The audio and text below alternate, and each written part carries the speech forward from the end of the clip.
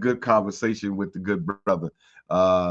We gonna let this conversation go where it wants to go. He's a medical doctor as well, just like our good brother Dr. Brown. I'm gonna ask him some couple medical questions about being in that particular field, how he kind of looks at it versus some homeopathy type of medicine, and then we might get into this whole thing about what's going over in Africa, what's going over here as well, and to see what's on his mind as well. But in the remote studio, we got our good brother Vince. What's going on? Well, as soon as we finish this broadcast, your brother is headed to Detroit for the Detroit International Jazz Festival. Mm-hmm. It's going to be phenomenal. I can't wait to get there. But until then, we have some important business to attend to right here in Cleveland. And as you indicated, we have a phenomenal guest for us today.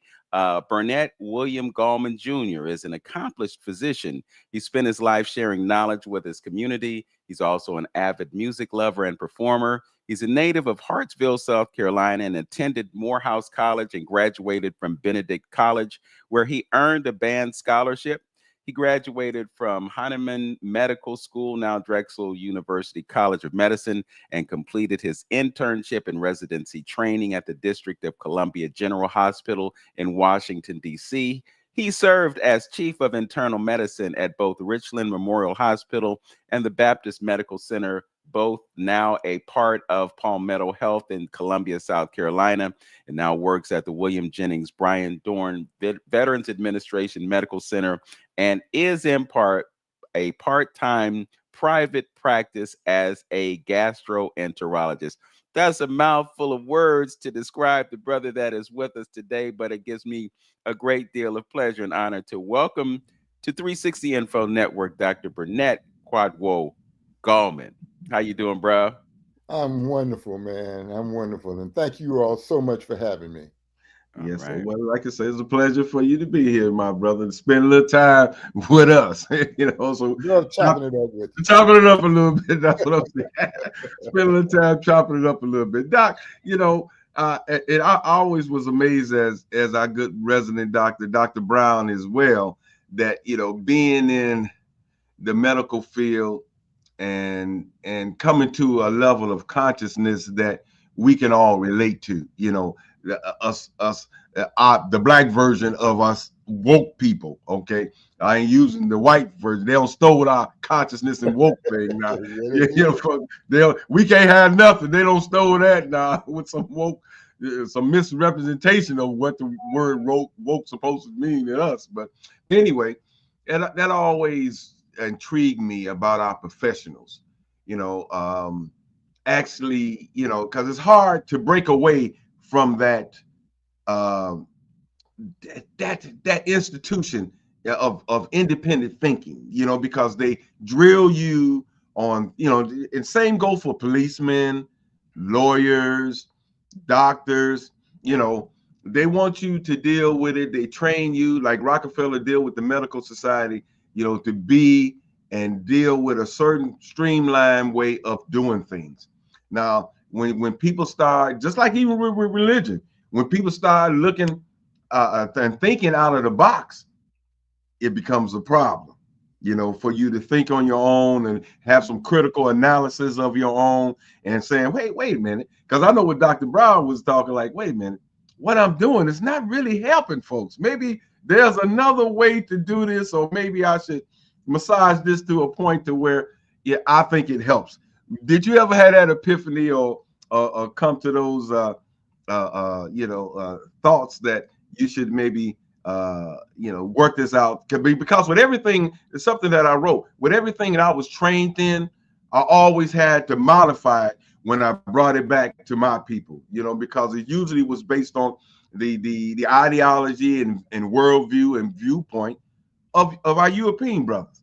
So, but you always had to modify. Do you find yourself doing that too in the medical field? One of the things my grandmother used to tell me all the time is that there's more than one way to skin a cat. Mm-hmm.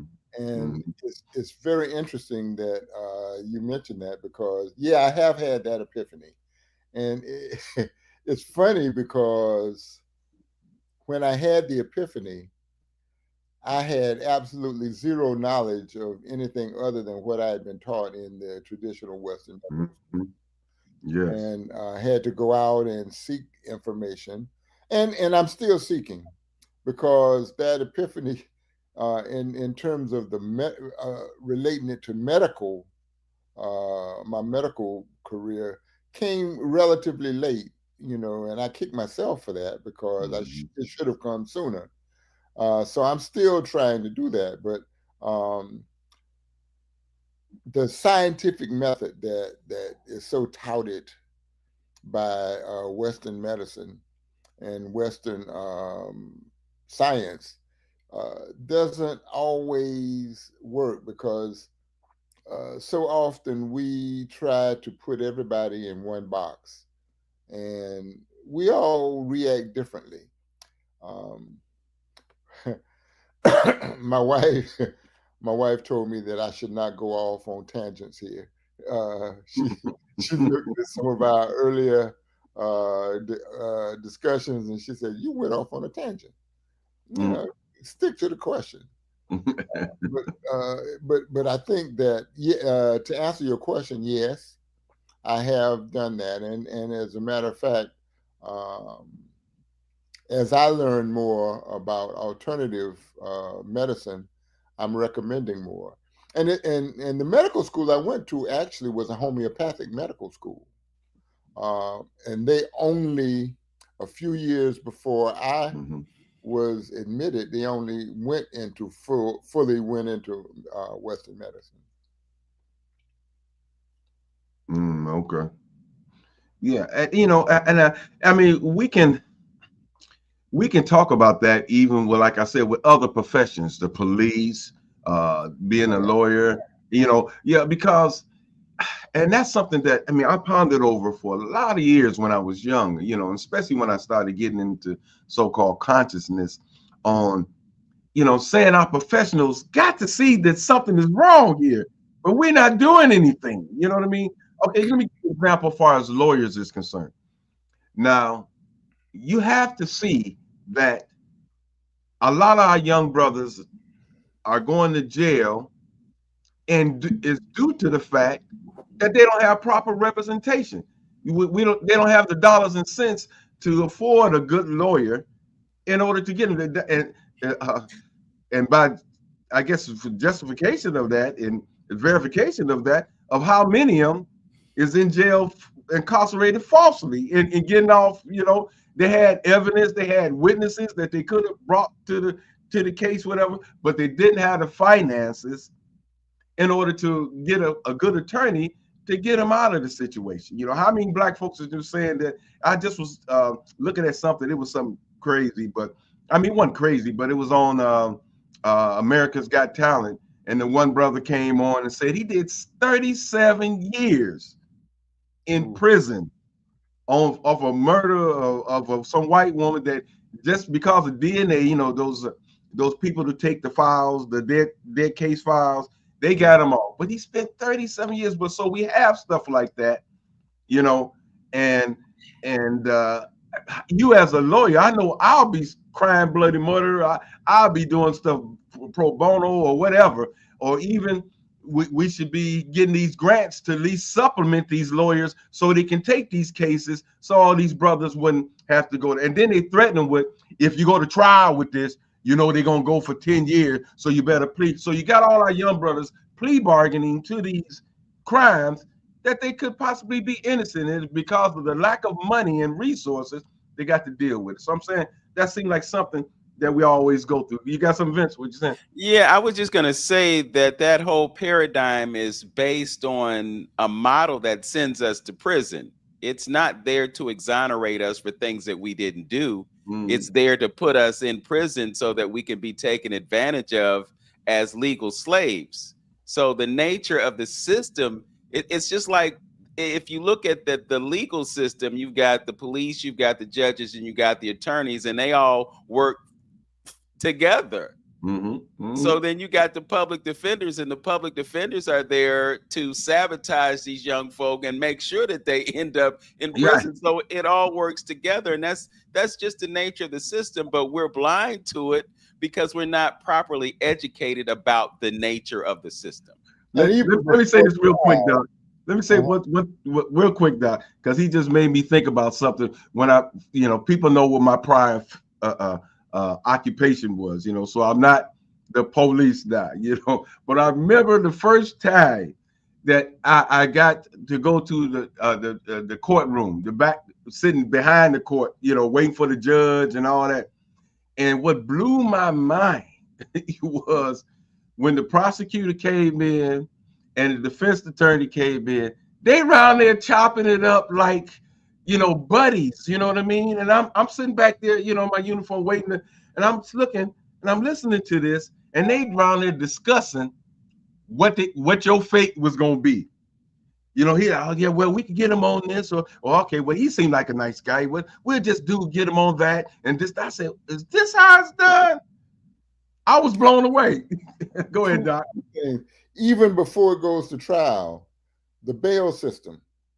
If you don't have any money, you can't get out of jail on bail. Yeah, yeah, So that yeah. you have people sitting there for the time being. And my wife was in law enforcement, and Mm, one of the things that was interesting, there were judges ruled the courtroom. And there was this one judge who came in. He told everybody, "Listen, I have something I got to do this afternoon. So most of y'all going to jail. So let's make this quick." I mean, that's mm. ridiculous. Wow. I mean, it's you're feeding that system. You know what I mean? Because when we get into privatizing prisons, we get into the labor force that they're still using the chain gang. It's just a version of the chain gang in prison, making money on you. So it's all about these dollars and cents, and it's probably more than I suspect. But I used to get angry with our professionals not blowing the whistle on that stuff. You know what I mean? Why ain't nobody? Why the black ones is going along with this stuff and not saying anything about it? That used to bother me. I Well, don't know. that I think in that situation, a lot of them are benefiting from it on one hand. Then the others are basically blissfully ignorant, and they Mm, can't see the forest for the trees. And it goes back to, you remember the black codes. If you remember what the black codes were when so-called slavery was eliminated with the 14th Amendment, mm, there was an escape clause. And the escape clause was that slavery was illegal except when punishment for a crime. that's right. So they created all these black codes and created all these crimes. They actually, even though they played around with the wording, they actually made unemployment a crime. Right, right. Yeah.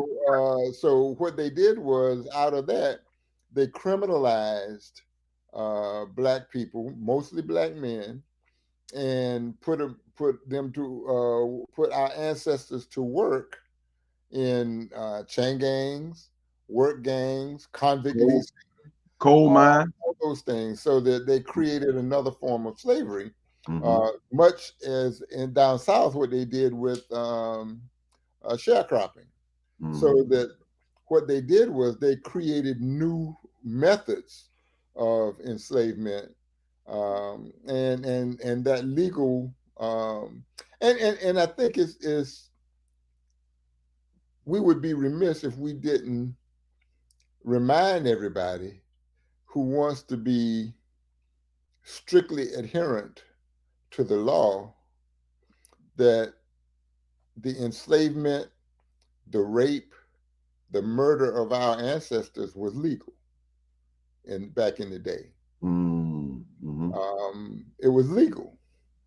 So, how much respect should we give to the legalities? I think that African people, uh, uh, over the millennia, have marched to the beat of a more righteous legal system, which is uh, Ma'at, and it hasn't always, excuse me, been called Ma'at, but even in West and Central Africa, those cultures that I've looked at and I've studied have had a code of ethics, a code of behavior that was very, very similar to Ma'at.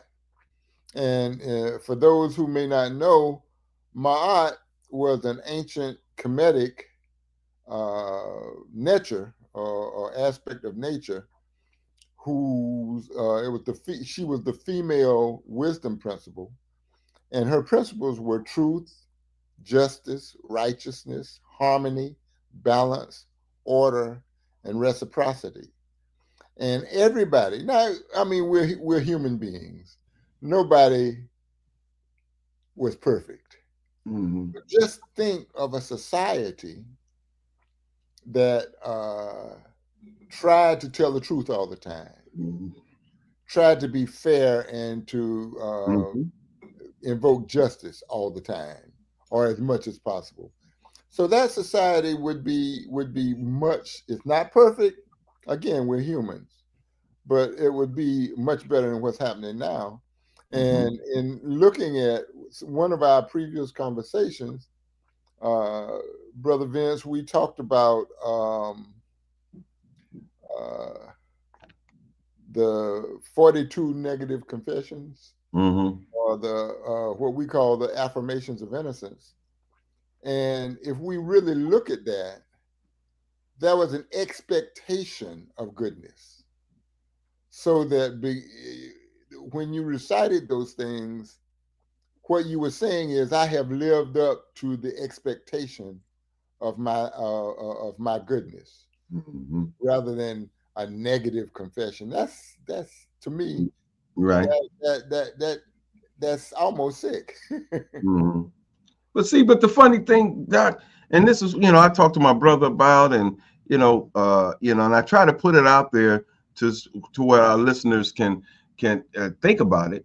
Now, if you saying, for those who may not know, that was a part of our ancient ancestors and Egyptian, and you could just like you say, you can see that being permeated all over the continent of Africa. Those particular ways of living in life, but specifically in dealing with Kemet or Egypt, when you have the Discovery Channel and things like that talk about the ancient Egyptians, or when they make a film talking about Egypt or Amun Ra, or they try to make them negative and things like that, they never talk about the system of mind and those negative confessions. You know what I mean? I find that very strange, and our audience need to understand that. What are they doing in reference to that? Because when you start talking about religion and stuff like that, our pastors here always seems to to to demonize what the Egyptians was doing, because when Europeans came down and seen them the different anthropomorphic ways of doing things with the animals and things of that nature, they didn't understand what was going on. So that since they had the narrative of telling, and far as discovering something and writing stuff down, they looked at it all as being negative, and therefore our pastors and our religious set, they look, don't look at those Egyptian folks. That stuff was wild and things of that nature. But I believe if they understood those confessions was all about, and what mod they was they that would give them some breadcrumbs of understanding. What, dog, that's similar to the Ten Commandments. So they maybe wasn't as heathen as our pastor is trying to make them out to be. So I just find it strange that you never hear them talking about that when they talk about Egypt. They never talk about the spiritual system. Well, the Ten Commandments are 10 of the 42 that we had to live by, and Absolutely. Absolutely. Yeah. it's And I'm just saying, I'm just hoping that they were able to make those connections. well, it's unfortunate and it's criminal to me that so many ministers do know the difference. Now, ignorance is bliss, And there are a lot of folk that just don't know. And I don't necessarily criticize anyone for being ignorant, because all ignorance means is you don't know. When you don't know and you don't try to know, that's stupid. That runs into something else. But I think that we look at ministers. There are too many charlatans in the ministry. And we have charlatans that are in the African centered world too. So what they do is they prey on the ignorance of people, and people want to believe something, and they give them these false hopes, this false information upon which to base their beliefs. And again, like I said, that happens in religion, but it also happens in our African centered world. And I think that the only way that can be combated is for us to be a committee, or each person be a committee of one, to try to find out and read. It's unfortunate that one of the organizations, I do history lectures for an organization called the Majeska Simpkins School, and those lectures are also on YouTube. But what happens is that the majority of people who actually sign up for the school itself are middle-aged people to elders. And in order to try to get to the young people, we have realized that what we have to do is create sound bites, 30-second, 90-second sound bites, because attention spans have profoundly decreased. And that's so sad to me, because we had our we go back and study and see that right after the end of enslavement, and if you were to go to schools, you would find people in school learning to read as old as in their 50s and 60s. Education was valued. And now the young folks can read, but they don't read. So that's pretty much the same as can't read. Well, yeah, they don't want to read. That's the real critical issue. They don't want to read. They I agree. they don't want to write either. I heard a teacher talking about the fact that she gave an assignment to her students, and they had to write 5 sentences to write a paragraph, and they wanted to negotiate it down to like 1 or 2 sentences because they were too lazy to write 5 sentences in a paragraph. You know, Doc, I wanted to rewind and um, touch on something that you mentioned earlier, and it was almost this idea of a one size fits all approach to medicine.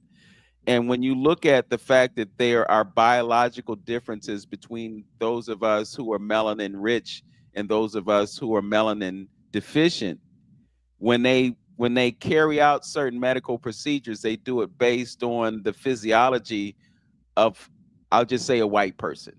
Melanin deficiency. Right.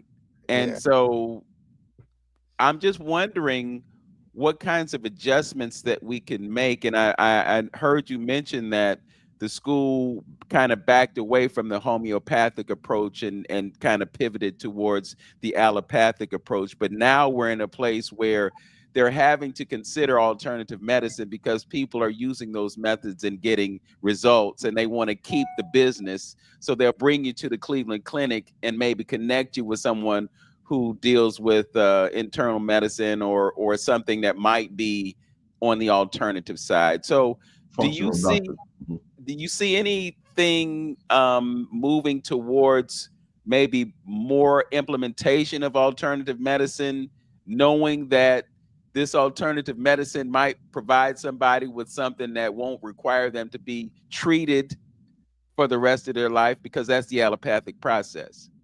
The short answer is yes. Um, you find that the medical societies are increasingly recognizing uh, alternative medicine. They call it complementary medicine. And that recognition actually is growing. So the short answer is yes. Um, but it's so interesting that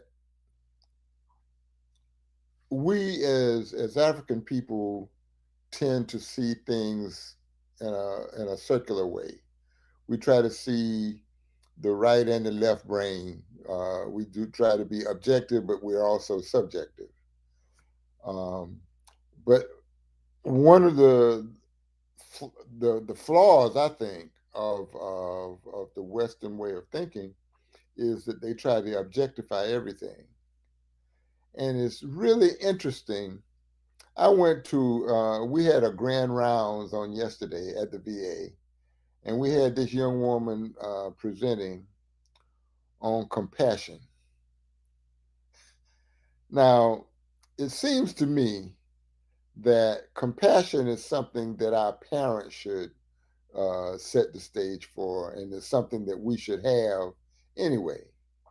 But she went through all this objectification of compassion, and it was a very interesting lecture. It was enlightening, but at the same time, it's stuff that I think that I instinctively knew.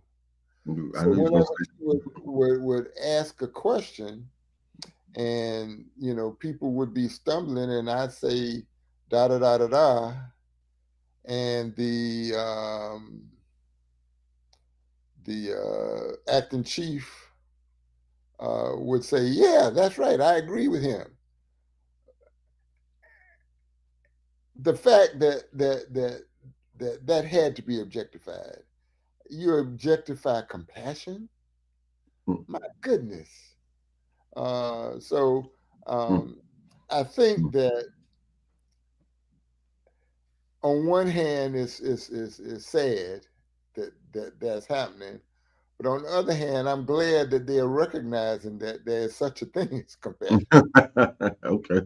Okay. and recognizing that compassion is important in the Mhm. overall scheme of things. Yeah. Yeah. So I Well, it's think. interesting that you would say that because when you look at the way historically we've been treated, women, black women being treated differently than white women, black men being the subject of experimentation, where's the compassion in that? there was none, and that I guess that's why they have to teach it. I guess that's Mm, mm, now if you wanted to get into a history of medicine, I call it slave medicine. In some history books, they call it plantation medicine. But you talk about these doctors that experimented there, and I don't want to call his name, but there was a native South Carolina doctor who ended up practicing in New York, who is called the father of gynecology, who developed some very, very important surgical procedures, experimenting surgically on enslaved black women. Um, we have four names of women that he experimented on, but there are many, many more without anesthesia. mm, mm, And mm, in South Carolina, on the northwestern corner of the state house grounds, they have erected this shrine to this rascal. mm. And it's I talk about that in one of my lectures, and I've taken pictures of him. But he is celebrated. He is a past president of the American Medical Association, the AMA, and he is celebrated as the father of gynecology. You had another guy who was based in Louisiana. Again, I won't call his name. Well, I'll call his name. His name was Cartwright. Cartwright actually created diseases that were unique to black people. And Mm. uh, One of the most famous, and you may have heard it, I think my brilliant young homeboy, Michael Harriot, had a podcast with the name, he called it Drapetomania. I call it Drapetomania, but tomato, tomato. And basically, what Drapetomania was a disorder unique to enslaved people who wanted to be free. So the desire for freedom was a disorder, was a disease, and the treatment was whipping. Yeah, that's the treatment, huh? The treatment was whipping. But get this: the treatment and the prevention was whipping. That's that escape genes or something that they want to create. You know, He also came up with another dysesthesia Ethiopia, and basically what that was, a disease that was unique in free blacks. And again, let me put a brief disclaimer to quote my brother, who is now an ancestor, Joe Benton. We ain't never been free. We were loose. yeah. What you say we was loser? We were loose. But Right. dysesthesia Ethiopia was a disease of so-called free black folk that made them want to steal and made it didn't matter that they were forced into poverty and they had to try to provide for their families, but they call it rascality. Yeah. And see, here's the thing too, Doc. When we're dealing with consciousness, kind of pivoting and shifting a little bit, because when you say that, it makes me think about the mentality of the people that you're talking about and dealing with, with that. You know, look at the stuff that's going over in Gaza and even over in Africa.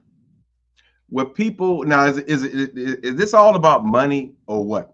On how they treat people the way they do, and they will create a narrative that that sounds, it works in their favor to try to pass amongst the people to convince them that they are actually doing the right thing and is okay, and let's say Hamas over there.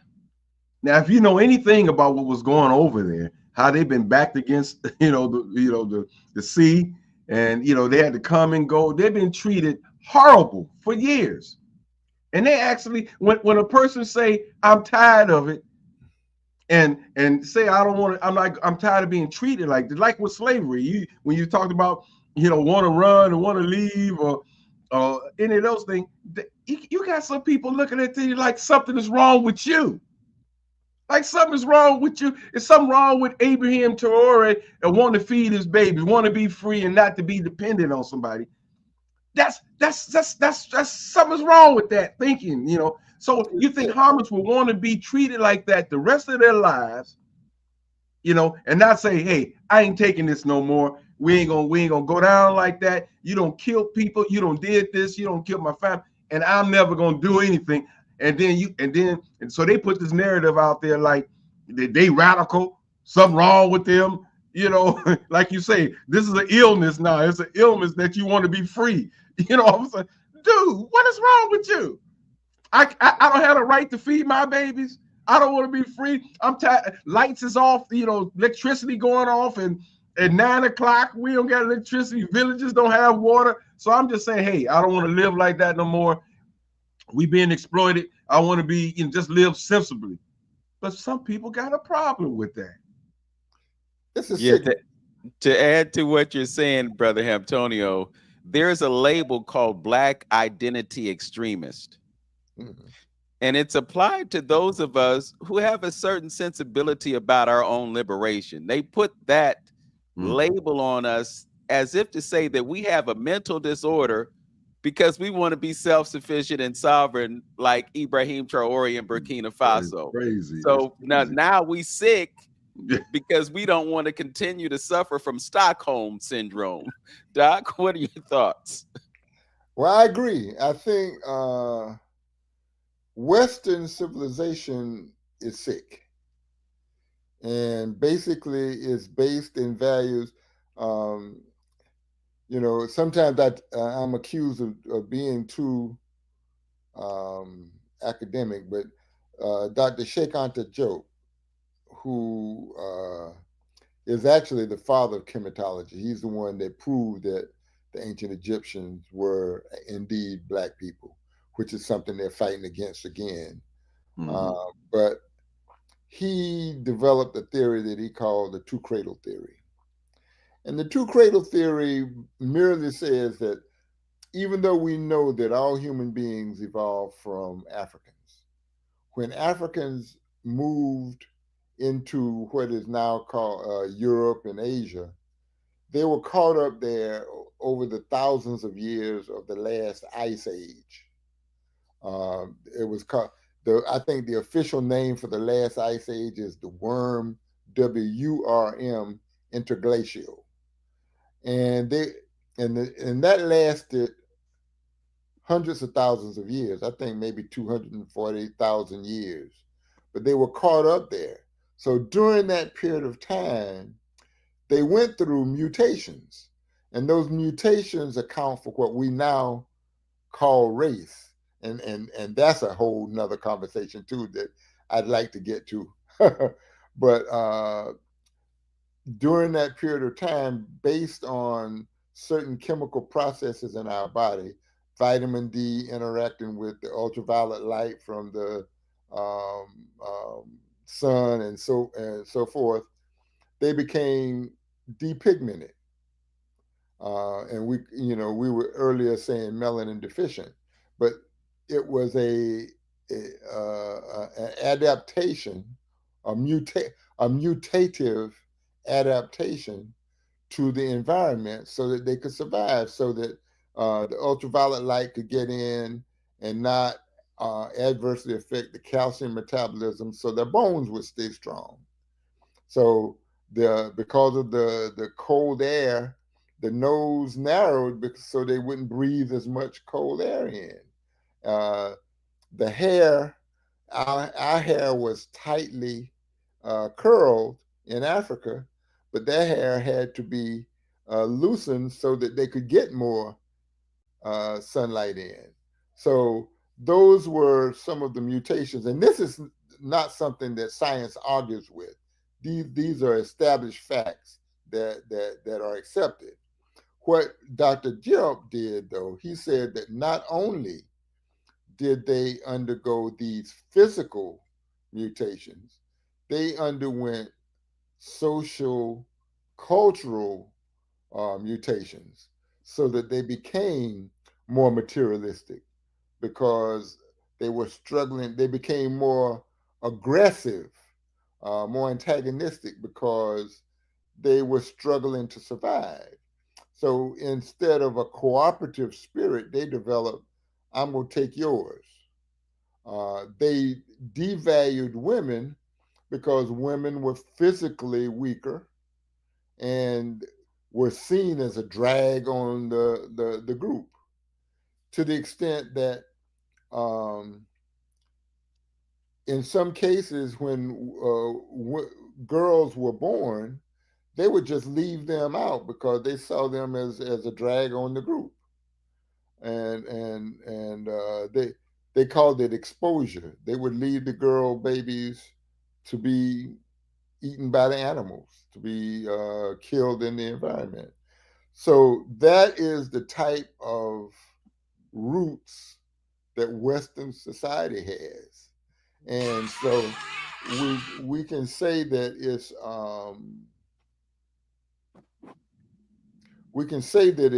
crazy, but it's like I don't talk about white supremacy because I don't believe in it.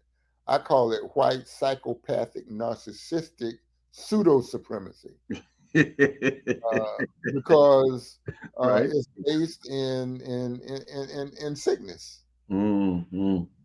Mm. Yeah, I Yeah. just shorten it and I call it pseudo white supremacy. Mhm. Mhm. Well, I guess Mm. being in medical, I gotta. You have to make sure it's correct. No, I just Yeah. add that other stuff. Yeah, yeah, yeah. The words that most of us don't understand because we're not as versed as you are. If it's okay, Brother Hamtoni, I want to pivot to the gastroenterologist that's sitting before us. Our good friend Dr. Brown is also a gastroenterologist, and he keeps it real. Dr. Brown is also a holistic practitioner, so he kind of pushes away from the allopathic procedures that are so prevalent. But I think Dr. Gallman might have his feet in both ponds, so to speak, just based on his awareness. But I want to talk about the connection between our dysfunction and diet, and look at how the digestive process supports our health. You know, they talk about the gut biome, and then you look at what happens through that process, and it's really interesting, Dr. Gallman. I go to the store sometimes, and I'll walk out with a bag that's full, and it weighs about 20 or 30 pounds, and then I'm thinking in my head, all of this stuff has to go through me, all of that weight, all that processing. And we live in a very consumer oriented society. So it's always eat, eat, eat, eat, eat. But then when you look at the things that restore our health, you see that fasting is one of those things that do it. And then you look at the fact that so much of what we eat is not nutritionally dense, but we still have to process it, and it takes its toll on our bodies because of the amount of energy that has to be expended in order to push that through. Dr. Layla Africa talked about us being like food processors.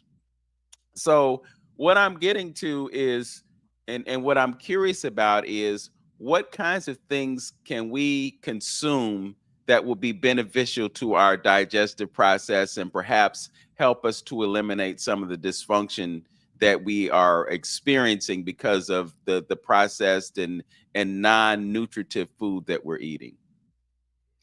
uh, Actually, um, it's real simple.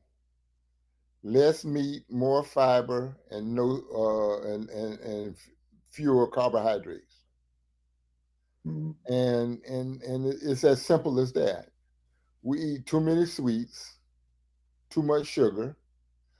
Um, we eat too much meat, and the meat tends to create a myriad of problems uh, Mhm. in various systems, not just the GI system, but eating too much meat can clog up your heart. It can do all kind of things, and I think, and it's relatively simple.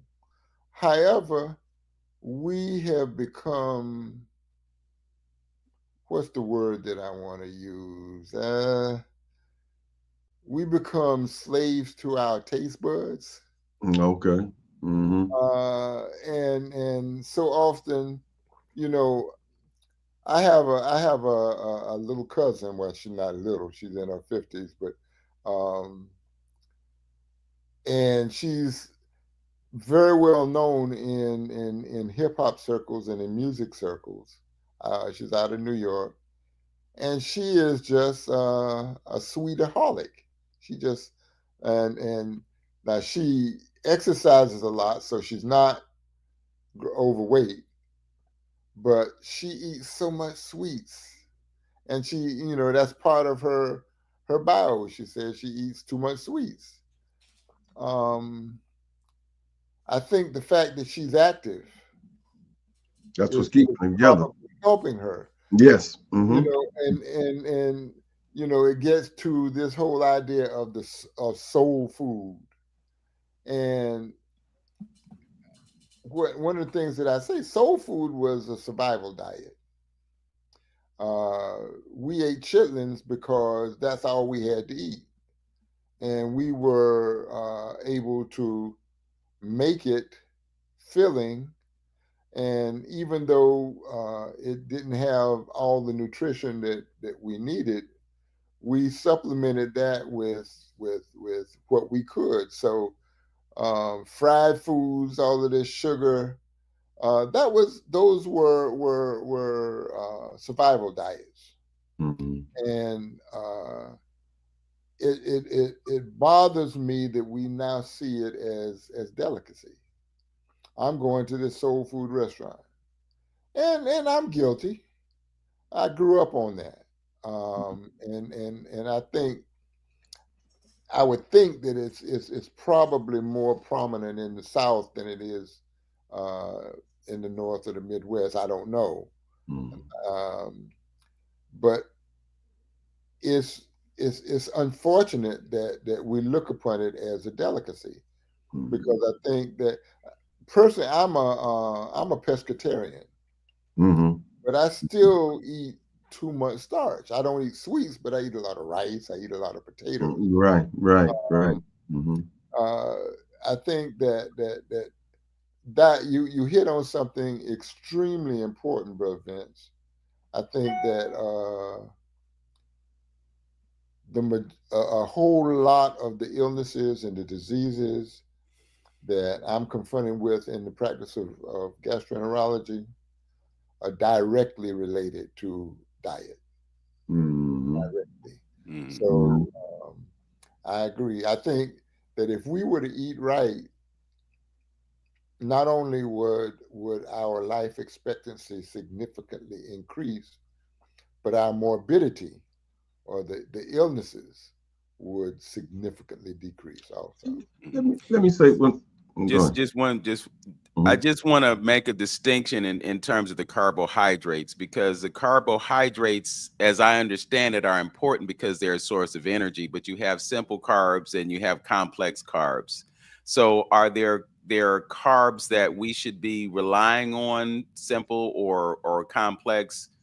How do we get that balance that we need? Because we got to have carbs, we got to have fat, and we got to have protein. Yeah, you have to. But again, you can get that in a reasonable diet. Um,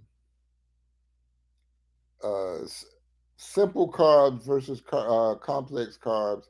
Obviously, complex carbs are harder to break down, so they stick with you, and they end up being turned into fat. Uh, Mm-hmm. so, yes, those things are necessary, but a good diet will contain all those things. Mm-hmm. And So, system. so we don't. But the problem is that we overdo it. Mm-hmm. That is the Mm-hmm. problem. Uh, People who eat and they gotta have dessert, gotta Mm-hmm. have something sweet. Right, You right. I Mm-hmm. think that all those things are culprits in what we do to ourselves. Mm-hmm. Yeah, I was Doc, your thoughts on um geography as it deals with the human body. Since we kind of touched on that, we're talking about food because it's a shame that we're in 2025 and we're still talking about what we should eat and what we shouldn't eat. We should have that down packed by now, I would think. But I remember having a conversation with Doc Brown one time, and we was talking about geography and how you may or may not be able to talk about it, and I'm not sure, but how does geography play a part in the food that you eat, your actual location on the planet, and things of that nature? Do your body kind of like in the ice age kind of uh, uh, metamorphosize a little bit into that particular environment so you can intake those particular foods in that particular region, or if melanated dominated people shouldn't be in this particular region, and or should you eat the food that's comparable to the region that you're living in, or something to that nature? That's a good question. I, let me first say I'm not sure I know the answer to that. Mm-hmm. Um, I'll take a stab at it. I suspect that there is some truth to that. I do know that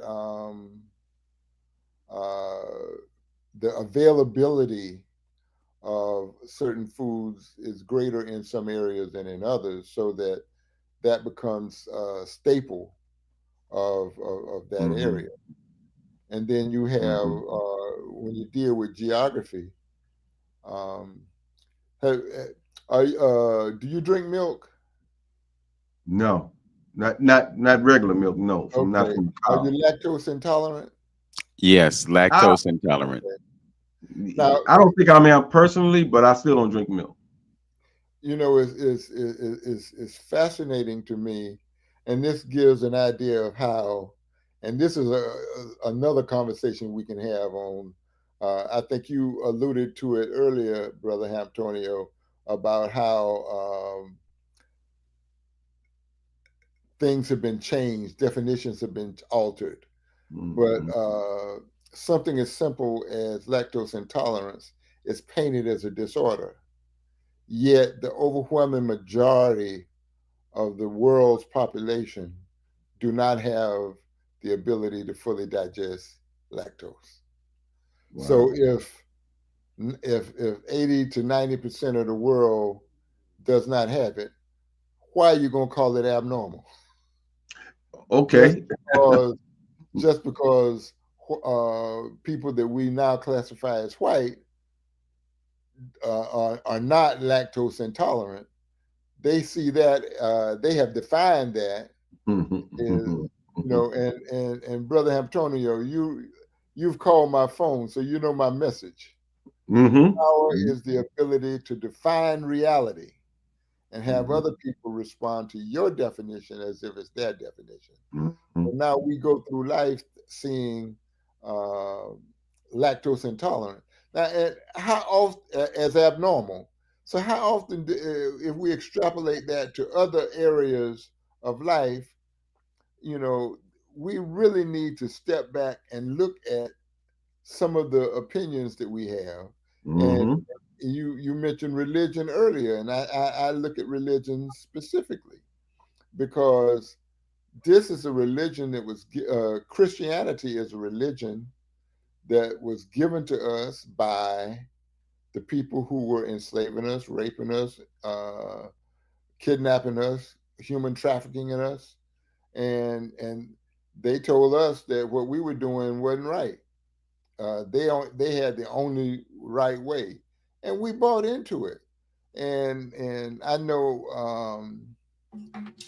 one one young woman actually, I said one thing to her, and she just made the get thee away from me, Satan. I told her if your ancestors had not been slaves, you wouldn't be Christian because it was forced upon us. Um, they started, you know, and at some point, I'd like for us to talk about this whole concept of race. Uh, I don't think we have the time now, but that is a whole conversation. This whole concept of race. Well, Dr. Gallman, I'm really tempted to extend the show today because what we're talking about is so important, and I can see Galen, McKinney, and the others at 4 o'clock some other time. But you hit on something that I really think needs to be explored when you talked about this idea of Christianity not necessarily being for us. And when you look at the history of it as it has come to us as a result of what happened in 325 AD, and the fact that those ancient concepts and principles were altered to push us away from our divinity and push us away from our connection with God, what I'm learning is that the Christ example was not one to be followed, but it was one to be embodied. In other words, it wasn't about following Christ, it was about being Christ. But because it was given to us the way that it was given to us, we externalize Christ in us, and then we go through intermediaries to make that connection. Do you follow what I'm saying? Absolutely, yes, sir. You know, there have been through the years European writers who have touched upon this. You had Anacalypsis was one. There's Kersey Graves wrote a book called The World's 16 Crucified Saviors. But if you go back, in almost every allegory that you can find in the Christian Bible had its origins in ancient Kemet. And that can be proven. Probably, um, uh, I'm trying to think of his name. The European who wrote 3 volumes, Ancient Egypt, Light of the World. Gerald Massey. Gerald Gerald Massey. Massey. Mm-hmm. Gerald Massey actually went into it, and one of the people who has, well, two of the people who have explored it, I think, very well are Charles Finch, My Dr. boy. Charles Finch, and his Echoes of the Old Dark Land. Mm-hmm. The 6 essays, and one essay is the African origins of the Old Testament, and the other one is African origins of the New Testament. But Tony Browder, in Mm-hmm. his Nile Valley Contributions to Civilizations, gives some very concrete examples of how ancient Kemet contributed directly. And Mm-hmm. some years ago, this is probably 40, maybe 50 years ago, there was a conference put on by a Catholic organization. Um, and the name of it was Egypt, the Missing Hyphen in the Judeo-Christian Tradition. And they had a group of speakers, but the one speaker that I heard was Dr. Naeem Akbar, who really gave an excellent speech. And I have it somewhere on cassette tape, and I'm trying to find it so that I can try to digitize it and share it on online. But they recognized that, but they shut that down very quickly. They recognized that every you had ancient Kemet, and then you had the Habaru. Uh, the people talk about the great migration out of Egypt. What do they call it? When Moses led the people out of Egypt. Mm-hmm. Mm-hmm. Um, and Wrong. not realizing that Moses was a very common name. It was you had Yes. Tutmosis, Jehudi Moses. You had Mm-hmm. Mm-hmm. part of a common name in ancient in Kemet. Yes. Mm-hmm. Um, Mm-hmm. uh, and there was never, when you think about it, the Kemetic people recorded everything. They wrote everything. They wrote on walls. They wrote on tables. They wrote on chairs. They wrote on paper because they invented paper. But they ain't said nothing about no uh, great migration out of Egypt. They never mentioned that. Mm-hmm. So even Jewish scholars have said it never happened. Mm. Um, Got to interrupt because we yeah. have just about 55 seconds left in our broadcast, but we're going to continue. I'm going to make the sacrifice, Dr. Gallman, Well, because this is so beneficial to our listening audience. yeah, Just want to Doctor remind. ain't gonna have a couple minutes himself though, but go ahead. Yeah, you're listening to 360 Info Network right here on AM 1490 WERE. Our guest is Dr. Burnett Gallman, coming to us from South Carolina. He is a gastroenterologist, and he is also a researcher, historical researcher, and we are getting the benefit of his expansive knowledge today. Before we conclude, I just want to send a shout out to our engineer, Brother Tone Harley. You do it for us every week, brother, and we appreciate you. And we appreciate those of you who are listening. As always, know yourself, love yourself, be yourself, and make today your absolute best day. Peace, y'all. Peace. All right, it's 12 o'clock noon straight up here in Cleveland, Ohio, where we are. Dr. Gallman is in South Carolina, and some of you are watching from other parts of the world. If you're watching us on YouTube, we would greatly appreciate a subscription, a thumbs up, a comment, whatever you want to contribute to the cause. You can go to the Journey with Hamtonio and catch this broadcast on his YouTube channel. You can also catch it on my YouTube channel, and you can catch it on the 360 Info Network Facebook page. So a lot of places you can go to pick up this great content. We're happy to do it for you. Brother Hamtonio, I'm pleased to report that I made it to 1,000. Okay, all right, all right. So Okay, good. maybe this can start paying for, brother. you know. But really excited about what we're able to do here. And all kidding aside, this is crucial for our community because they're getting information that they're not getting from mainstream media. We talk about truth, we talk about reality, and Brother Gallman talked earlier about power and the perception of reality as being power.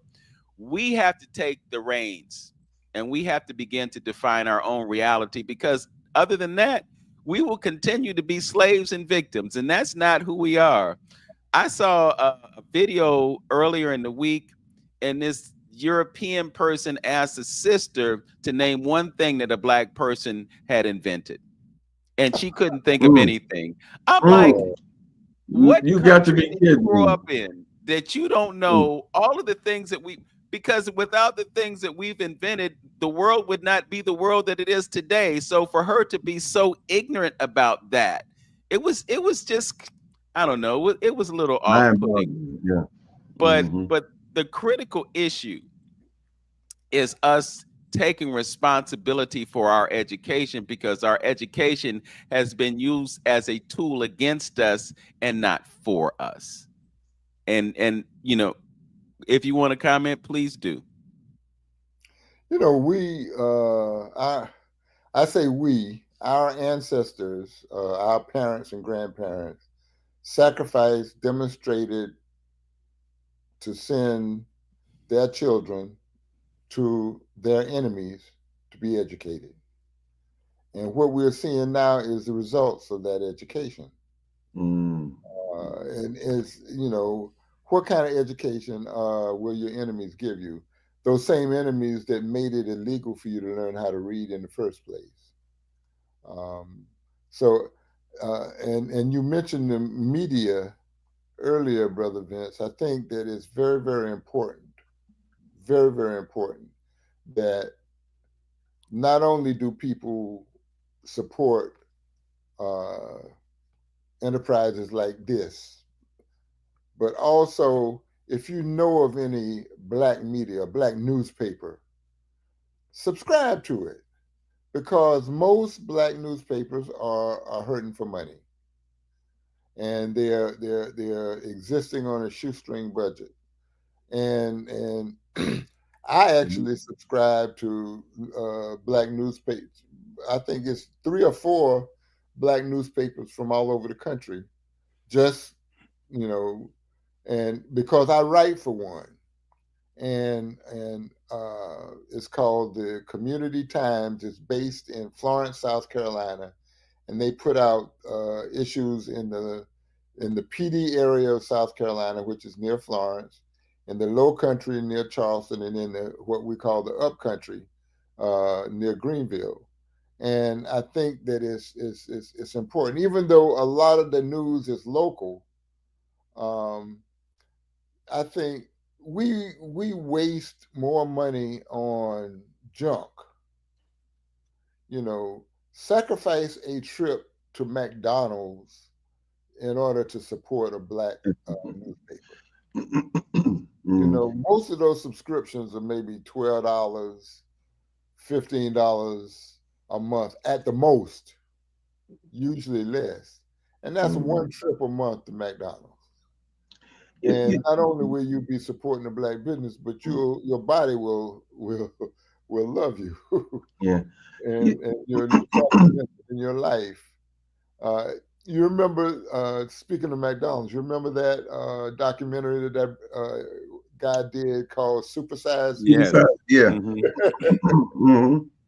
So I mean that as example. So I encourage everyone to please support black media, especially now that white media is becoming more naked in their lying about us, or they are malignantly ignoring us. I think that's it's very important. Just quick, I got, I have a problem with us at times, and the frustration that that I go through. And one that, just like you said, y'all talked about, you eventually said that the woman couldn't even name one thing that, contributions that we done, but it kills me about, we people 40, I mean 50, 60 years old, in the substance abuse arena, what they always say, before healing can take place, you first got to recognize you have a problem, and what's going on right now, as we talk to people today, even, you know, and all the stuff that is going on all over the globe at this point, you could talk to some people and you don't see no urgency in them at all about, oh, I need to prepare myself. Something might be going down with this, that, and other. Shoot, I might have to leave this doggone country. Who don't know? Who knows? And they are touching a little bit into Donald Trump and seeing how it's affected Constitution. And, he's doing what he's doing to the Constitution, but I don't see no other plan or no strategy that they may be talking about in Bureau. Seem like they're just willing to just sit here and and just go along. And wrapping this up, of what I'm trying to say is that by you being that old, you should just by observation, you should be saying, okay, this man is all about money. He don't everywhere he went, he don't lied, stole, killed. How can I trust him to even take care of the meat or the food, the thing? We should be looking for alternatives and saying, okay, hey, I'm a grown person now. Now I can see. I'm supposed to be free and able to read and see things and things of that nature. But they still seem like they're operating in, a lot of them is operating in darkness. How could you trust this man with the track record that you got here with anything? And we still absorbing and still romanticizing all his ideology, all his worldview, his take on it, everything, education and everything, and we still just romanticize and sucking it all up, and not looking for any other alternatives, and believing in this one way that he has shown us. I don't understand that any educated person can look at this and look at our situation and go along with the situation, with our present conditions in this country. Like Malcolm said, if you ain't an angry black man, then something's wrong with you. So it just baffles me, that we can just be that involved into the system and don't and just go along. I'll be looking for any kind of alternative. One of my analogies is saying that we should be treating this European like you would treat a crackhead. Anything he bring you, you should be looking at it with a critical eye and say, okay, what you got going on now? What kind of trick bag you trying to put me in now? That's how we should approach him. And what you just described is, to me, the classic observation of what a cult is, and a cult has several characteristics: a strong, charismatic leader, and doctrine that cannot be uh, defied, and absolute obedience, and not thinking. Mm-hmm. Um, and basically, if you look at most of the cults in the history, in especially recent history, um, starting with Hitler and the Nazis, and you talk about Jim Jones, um, it's all the same, and the results pretty much are the same. Great loss of life. So um, some of the comedians do these little things on Instagram and Facebook where they'll go.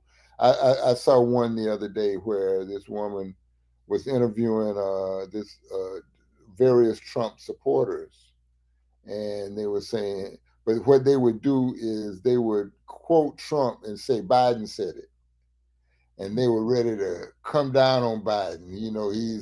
He's old, he's not in his right mind. And then the interviewer would say, "Oh, I made a mistake. Biden didn't say it. Trump said that." Then they start making excuses, Mm-hmm. and that's classic. It's unfortunate. I tend to agree with the brilliant brother Greg Carr. Uh, Mm-hmm. I think that we're at the end of the United States, as, Mm-hmm. as we've known it. Mm-hmm. Mm-hmm. Uh, the fear that I have is what's going to come in its wake. Mm-hmm. One of the things that they were saying is that in ancient Germany is that people who were not Nazis, people who did not believe in Nazism, didn't say anything. They were quiet. They were not active. They didn't do anything. So, and that's what's happening now. I see a few people that are saying something, but it seems to be disjointed and unorganized. And if there's going to be anything, uh, it can't be us. We're not going to be able to make that much of a difference, I don't think. Well, I think part of the issue is that we expend a lot of energy reacting to things that are being done. Yes. And we don't spend enough time being proactive in doing the things that will benefit us. It's just like what we were saying earlier about how the education system doesn't suit us. Well, when does the light bulb go on to tell you that you need to be responsible for your education? Mm-hmm. I'm thinking of the saying, physician, heal thyself. You heal yourself because you have acquired the knowledge of yourself and your physiology that will enable you to do that. But we live in a lazy society. So when something happens, we just want to go somewhere and have somebody give us a pill so we can keep on with our daily lives. And the pill is not a substitute for good health. The pill is just a coping mechanism because you haven't addressed the underlying cause that caused that pain or discomfort in the first place. You put a band-aid on and you keep going. And so when does anything ever change if you don't? It's that classic definition of insanity. You keep doing the same thing, expecting a different result. So when do we say, okay, well, we have to educate ourselves? Dr. Gallman, I'm sure that when you were growing up, there was a certain sense on the part of your teachers, because you probably had Black teachers. You may have had or may not. But when you look at what's going on right now, most of the teachers aren't like us. And because of that, they may lack a certain sense of, going back to that word, compassion. They may lack a certain sense of compassion, and they lack an awareness of history to give us the truth. Mm-hmm. I remember when I was in high school, my senior history class, I'm looking at this textbook and I'm flipping through the pages and I don't see us anywhere. And I'm like, wait. And so I asked the teacher, basically, where are we at? And the teacher said, I can't tell you because I don't know. They didn't teach me that. So he couldn't teach me what he wasn't taught. And that just goes back to the importance of us teaching ourselves. I was blessed to have a father and a mother who had an interest in Black history. So when I grew up, I had a certain sense of identity because they passed that along to us. Both my mother and my father went to college. But you have a lot of parents that never got that far with it. They don't have the wheelhouse to teach you history because they're stuck in that survival mentality, and they concerned about how to pay the bill and not necessarily telling you who John Henrik Clark was or Sheikh Anta Diop was or what Africa is to us. We watched the Tarzan movies and we got brainwashed into thinking that that's what Africa is, and that's the exact opposite of what it is. Only 5 to 15% of Africa is jungle. But you have this idea in your head that we swinging on vines and we walking around naked and all these other kinds of things. So our perception of history and our perception of reality has been disfigured by the people who bring it to us. And that's why we have to say we're going to take control. We're going to teach our children who and what they are so that they can be productive and they can advance us. So as what's happening in Burkina Faso is happening right now, they can say, okay, we're going to push back on the system of exploitation that you've given us over all these years. We're going to switch things around so that you can pay us what we need to be paid for the things that we are going to allow you to use. So that's a convoluted way of saying that we have to start taking responsibility for our perception of reality. But if we don't, we'll continue to be slaves. And let's face it, folks, the reality of America and the world financial system is that everybody is slaves to debt, because the financial system is based on debt. And until you eliminate all your debt, you're a slave to it. I mean, think of how many medical students are still paying, or how many doctors are still paying the cost of their education because they took out loans. Absolutely. And when they transition, that debt goes to those who come after them. Yeah, you're absolutely right. And I'm sorry, brothers. I'm going to have to. I know you got to go. Yeah, go, but what you say is so correct. And one of the things, and I forget which one of my teachers used to say this, but it seems like it was Dr. Clark who said that keeping you in survival mode is a tactic. It's a strategy. Because as long as you are scrambling to survive, you can't aspire to higher knowledge. Absolutely. Your nose is to the fire, and that's and that remains true. And I think if things continue going the way they are in this country, it's going to become even truer. I agree. Well, Doc, again, I know you got your little Saturday meetings that you still doing the Saturday meetings. Yeah, we are. But today, today my wife has marshaled me in some honeydews. Oh, okay.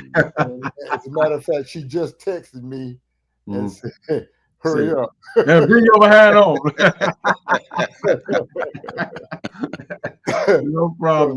Well, we don't want to get you in trouble, Doc, with all that. So, but again, we'll have you back on, and maybe we can deal with that race piece that you talked about. I'd love to. Yeah, and then whatever comes up. Anytime I can do this, man, I enjoy chopping it up with you brothers. Yeah, all right. Thank you so much for having me. Yeah, appreciate you, bro. Thank you. All right now. All right, that's Dr. Burnett Gallman. Thanks to you for being with us today, and we'll look forward to that conversation of race when it comes up. Peace and blessings, my brother. Peace and blessings, my brother. Yes, sir. Yeah. Vincent, like I said, what you said, the last comment you said, that's why I go back and saying, I mean, just about observation, that reality never crossed your mind of come on, you still got grown people that's like you say, is wondering, do they got houses and supermarkets and all this old stuff? Come on, you got the internet, you got, come on, man. And we still, my point is, how can you still let this man dictate your worldview when he has a track record and a history as the way he does? Now, somebody 20, 30, 18, that years old, okay, you might not be subject to, nobody never pulled your coattail yet and awaken you to certain things. But you 50, 60 years old, and you never come to this point like, you know what, I can't trust this dude. This dude got a track record of experimenting on you, messing with the food, messing with the air, messing with everything. You should have a certain type of pushback from this system. And most folks are still romanticizing, love it to death. This ain't looking for nothing else or another way of doing anything, man. And it just baffles me that you can be a grown person, and grown of male or female, and never ask yourself the question: how come there's no black presence in the Bible? How come you can't differentiate between ancestor and an angel, which is the same doggone thing, but you're gonna push back on on on that references, that type of references and vernacular that you use to express what you're trying to say, and it's a black thing. I it just baffles me, man. That come on, Yeah. brother, you living under a rock or what? Well, I think the critical issue is the absence of critical thought. Yes, yes, absolutely. We're not taught to be thinkers. I mean, if Mm, you look at the way the education system is designed, it's based on you remembering stuff and giving it back. mhm, It's not about you thinking about the implications of the information that you're given. They just give it to you and you give it back. When I was at Kent, Dr. Edward Crosby taught something called the banking concept of education. And that one class scarred me because after I took that class, I had absolutely no desire to pursue an additional degree because I understood what the game was. mhm, mhm, You know, mhm, and then when you look at it now, it's like what we were talking about a few moments ago. You go to school and you rack up all this debt to get your education that provides no guarantees of employment. mhm. And you spend the rest of your life paying down that debt. That's a scam to me. Why do we even have to pay for education? Yeah. There was a time when they promoted education. There was a time when you could get scholarships and so forth, and they would do what was necessary to get you through that process. But now it's it's purely exploitation. And the crisis that we're facing in this state and other states is that we have too many colleges and not enough students. So now the colleges are suffering. I had a conversation with someone who wants to have a conversation about Senate Bill 1, and we might do it next weekend. I'm not sure yet. But there are some folks who want to talk about that Senate bill because what they've done is they've used that Senate bill to take DE and I and all matters of black folk out of higher education, but now they want to bring it down to the high school level. Mm, And mm, so mm, the question in my mind to the person who says we should talk about this, the question in my mind is, well, what can we do? mhm, It's mhm. one thing to talk about it, but it's another thing to come up with some strategies to deal with it. But all roads lead back to us being responsible for our own education, because I That's right. say this all the time. Mhm, You can't expect your oppressor to educate you to freedom. mhm. You can't do it. The nature Now, of see, now, hold on, Vince. Now, see that. Okay, that's a basic critical analysis question that you should think about. Mhm. That's what I'm saying. So something as basic as that, you can't get from most folks. It seems like to me. Now I may be wrong. Maybe they think about it and don't act on it. But that's just why would you think that this man would do anything, as far as education is concerned, give you something to liberate yourself from him? Do you think he ever teach you anything that would liberate you from him, from this condition that you're in? That's what I'm saying. Observation, simple, critical analysis on something, and we not getting it from our folks, man. That's what I'm saying. Those kind of things like that just blows me away, man. Yeah. Yeah. Well, Antonio, you're a Virgo, and the nature of Virgo is critical and analytical thought. So it's something that comes natural to you. But Mm-hmm. when you look at other parts of our population, we're not taught to think. It's just like that young person who's sitting in the pew at church, hearing all these things and having questions. And they're natural questions because a Yeah. child is inquisitive and they Mm-hmm. want to know the truth. They want to understand things. Mm-hmm. And they ask the question and they're told, shut up, sit down, and just accept what you're being told. So that's not fostering critical thought. The child is being natural and questioning things. So you mean to tell me that six people got all these animals on this ship and they were out for 40 days and 40 nights, and you're thinking about, How did they do that? You know, but you're not dealing with the fact that it is a story and it's not necessarily something that really happened, but you're being taught that it really happened. You know, I mean, when you look at the way we're taught things, this is a thought that I had the other day about how the authors of the books of the New Testament, those books were written sometime after the fact, right? Absolutely. Yes. Years. Okay. Many years. So I remember Ray Hagan's doing a lecture on the differences in the crucifixion story, Okay. the resurrection story. How you could have three different books and each one of them gives you a different version. Well, if them folks weren't there at the time, what they're repeating is something that they heard. Yeah. And so if you put 10 people in a circle and you say something to one person and have them pass it down, by the time it comes back to that person, it's not the same thing. So I'm just thinking, how could all of those three different versions of the resurrection story, how could they be different but all true? You know, it's a book called who lays that out real good is a book called the book that the church don't want you to read.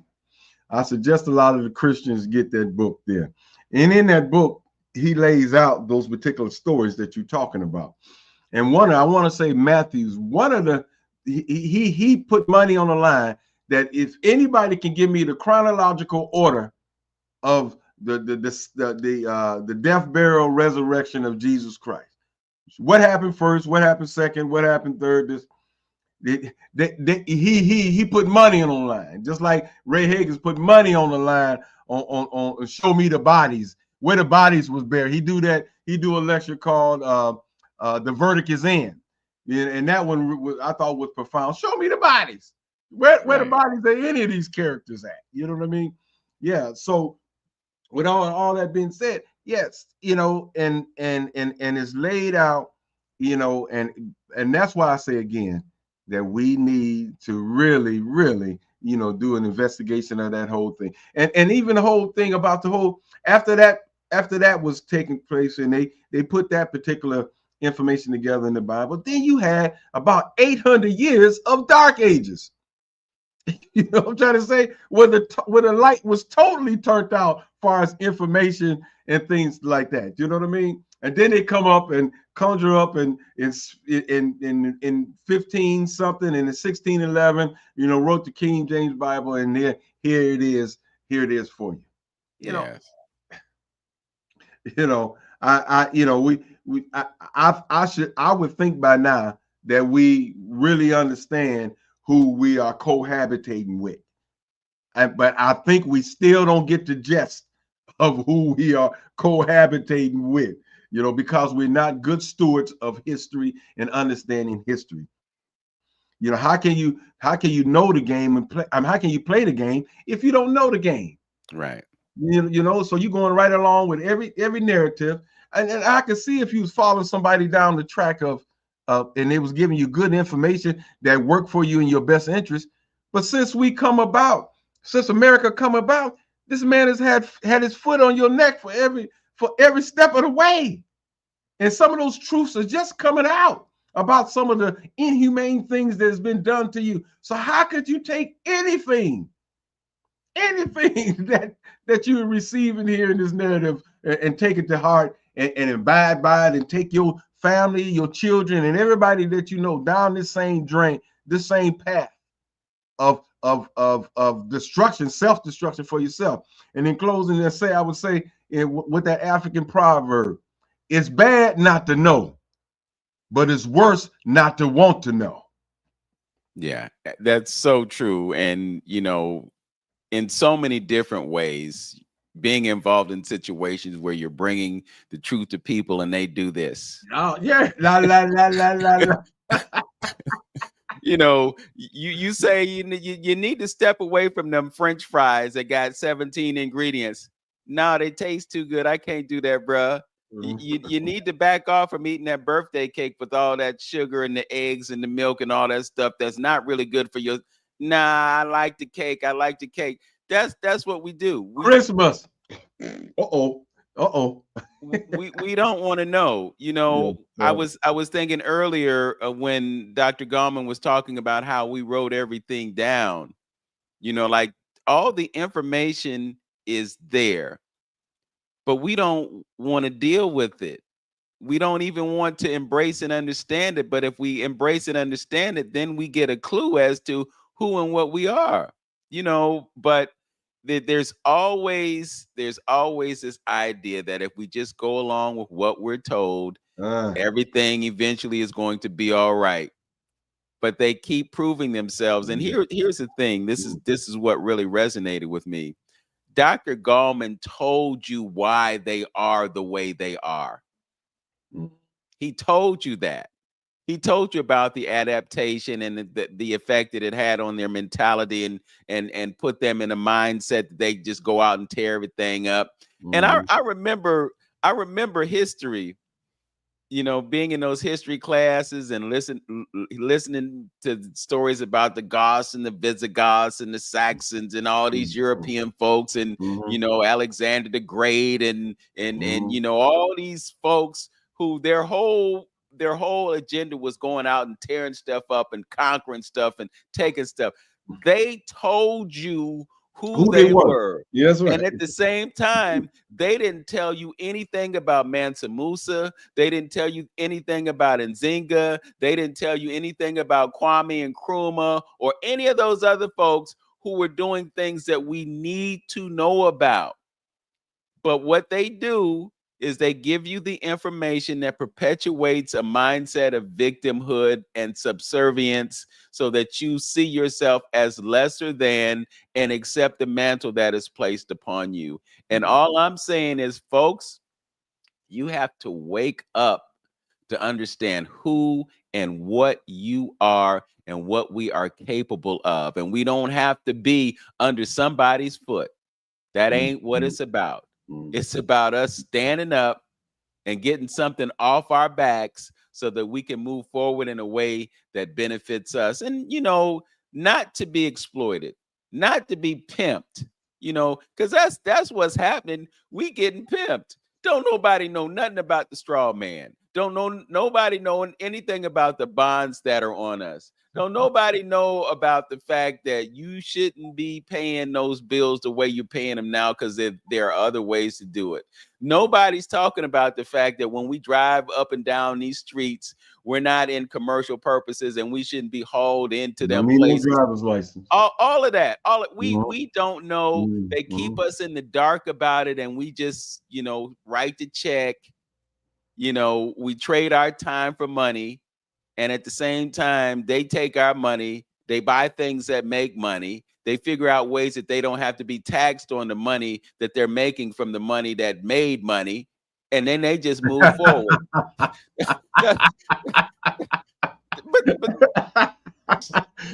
Absolutely, man.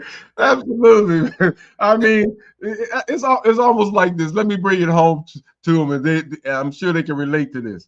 It seems like most things that like apprentice classes or something like that, we always be the late one to know some stuff like that. It'd be almost like, oh, you gotta sign your kids up today. This is the last day for this electrical apprentice class. You know what I mean?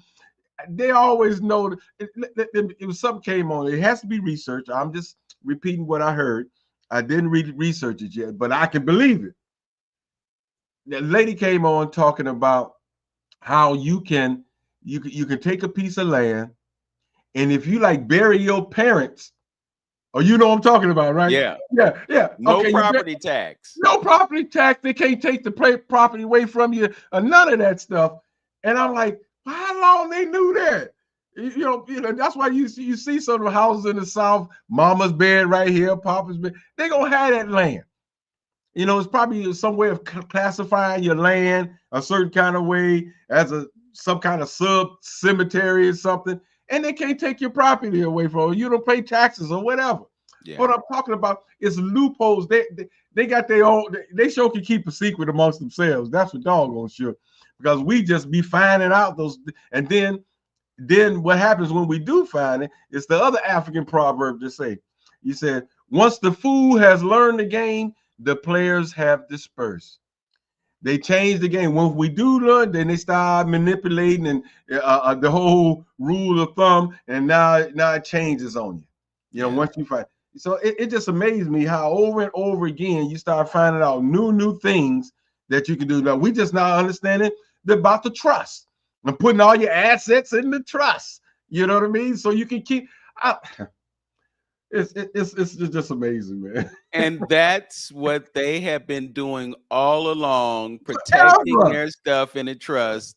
But we don't know. And so bottom line, Brother Antonio, is we got to find somebody and pay somebody to set that up for us so that we can get the same protection. Because nobody's gonna give that knowledge away free. Yeah, what they know, I can definitely keep it amongst themselves. Even like it, I sold real estate way back.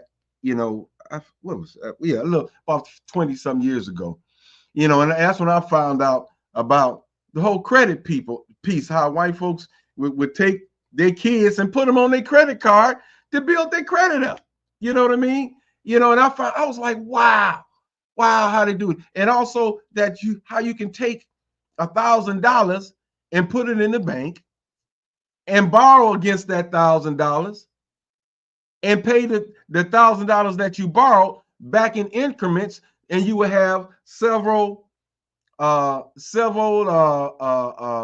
credit lines. You see what I'm saying? That's establishing another credit line. Go in there. If you got $1,000 sitting in there, put it in the bank, and then go borrow against the $1,000 and do it at 2 or 3 banks. Now you got 2 or 3 bank credits. You got a credit card that your mama put you on, and you setting your kids up for success in the future. Did we know that stuff 25, 35 years ago? No, we weren't doing it. Maybe it was a few of us doing it, but we weren't doing it. It's not in your favor. The system ain't set up for you. The system is set up for you to always be in survival mode, and them exploiting you and taking advantage of you. Just like they take advantage of all your talents, all your information. When you talk about invention, all your contributions that we have made to this country, all taking advantage. That's why you have to break out of the cycle, people. Start thinking and reading. And when somebody does come to you with another way of doing some stuff, look at it, research it. Because what's happening right now, it's not working for you, and it's not working for your future generations. Yes, that's it. Yeah. I'm gonna close on this point. When you talk about change, and y'all gonna hear me talk about this ad infinitum, because you need to know, but they are changing the world's financial system. Oh, yeah. They're changing the way money moves. They found new ways to move money even faster so that they can make even more money.